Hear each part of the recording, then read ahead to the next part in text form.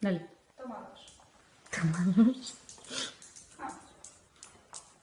Mira, una gatita preciosa, la que no hay que hacerle nada.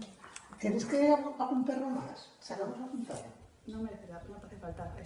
Ay, no sé qué lo pidan. Y digan, ay, mira, me gusta ese que venga. El otro. Sí, que eso aparte. Ay, Vamos a ver, te voy a enseñar la gatita cogiéndola yo. Vamos, sí. Mira, no te me subas al sofá, que está recién limpio y te la mami el matero. Vale, vale, ya te dejo a ti. Sí, ven por aquí. No le llama así en principio. Mi puñetero caso. Al sofá no.